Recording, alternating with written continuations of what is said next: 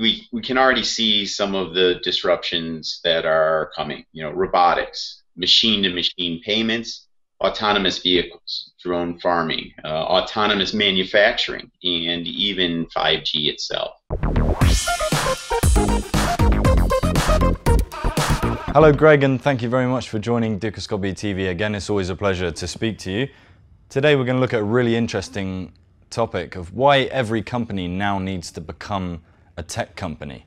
So firstly, we'll bring up the first slide that you sent over to us here. We'll bring it up. And so what are some impacts that tech is now having on non-tech companies? Well, I think, Jack, we've got to start by looking at the big picture. This doesn't mean going back to the genesis of the steam engine, but rather let's look at the dawn of the commercial internet in the mid-1990s. And since then, we've witnessed four waves of disruption. Starting roughly in 1995, we witnessed disruptions in industries such as music, books, travel, and shopping. Even with the dot-com bubble at the turn of the century, it didn't really turn the tide. And the next wave brought to bear many of the things that we take for granted today, such as social, smartphones. Importantly, we saw connected software suites making their way into business. Fast forward to today, and we're seeing the wave increase both in terms of frequency and amplitude. I mean, think about the plethora of digital tools which have become an integral part of doing business. Cloud, analytics, the sharing economy, digital wallets, machine learning, blockchain, Internet of Things, virtual reality. I mean, the list keeps going on. And these tools are transforming the way that we work. For example, at 375 Park, we have integrated our proprietary growth algorithm with artificial intelligence to help deliver insights for clients. Looking around the bend, the disruption will continue to gain pace. And while some of the trends have yet to emerge, we can already see some of the disruptions that are coming. Robotics, machine-to-machine payments, autonomous vehicles, drone farming, autonomous manufacturing, and even 5G itself. So it's an interesting time, it's an exciting time, and it's one where we're seeing a lot of new technologies transforming the way that business is conducted. So with all that in mind, how are business models changing and adapting to this? Well, I think, travel and entertainment are really the low-hanging fruit, and these industries touch most of us every day. But let's look at one where probably people don't think about digital disruption that much, and that's in manufacturing.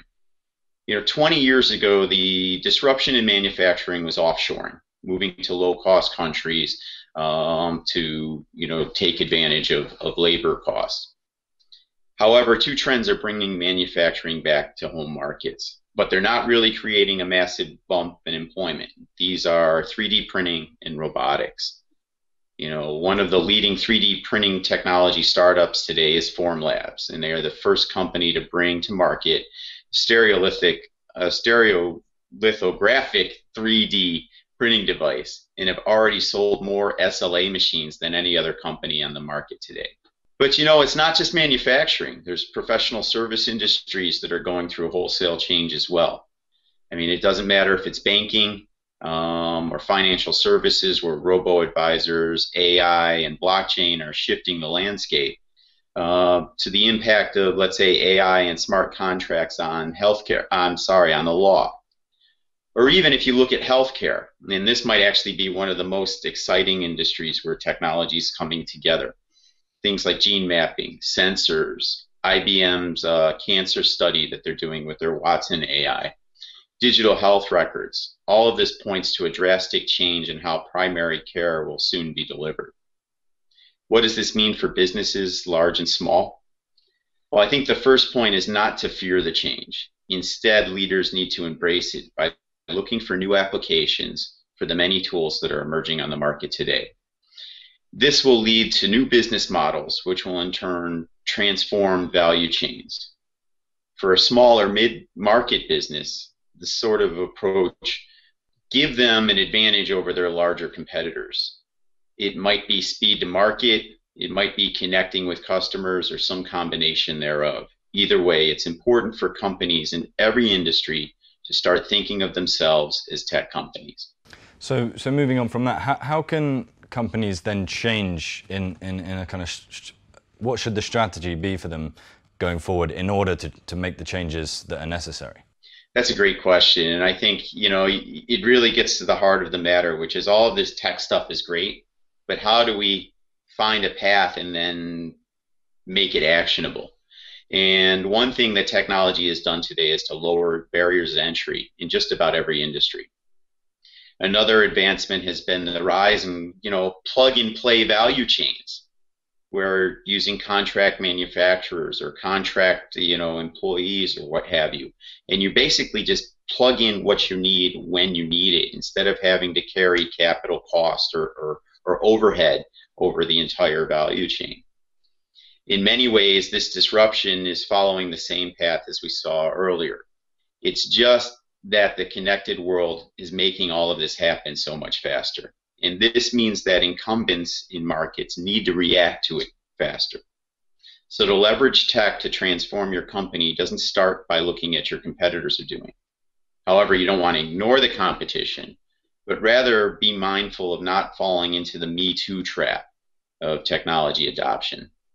Instead, you want to utilize technology to connect with your customers, though you'll have to make a decision on whether you want to lead or you want to follow your customers, and then in strengthening your value chain. So finally then, just to wrap this up, what do you expect to see next, Greg? Okay, what's around the bend, right? Yeah. And I've talked quite a bit about AI, and we're starting to see that artificial intelligence is really starting to take hold, and it's just in the emerging stages. In North America alone, I think there's like 1,500 AI-related companies. One trend I didn't talk about was virtual reality, and I saw something earlier today that highlighted about 500 VR companies in Europe alone. Both of these areas are getting tremendous amounts of investment and traction, and it's going to lead to things like autonomous robots and expert systems, digital assistants, and so on. Beyond that, other things that we're seeing in terms of trends, machine-to-machine payment, which I spoke about earlier, using drones for the delivery of products and services, and also in terms of, let's say, farming to help, take care of the labor gap that we're facing there. Implants in healthcare, for sensors. Connected homes, which have obviously been talked about for maybe 50 years now. But I think with the idea now that developers are starting to see some of the security issues with connected homes. So it's not just having all these gadgets, it's then making it a secure ecosystem where families can feel safe and can feel safe. Thank you so much, Greg. It's always a pleasure speaking to you. Thank you for your expert views. You're welcome, Jack. And thank you for watching. And if you found this interesting and would like to find out more as well as get involved in the debate, head over to dukascopy.tv.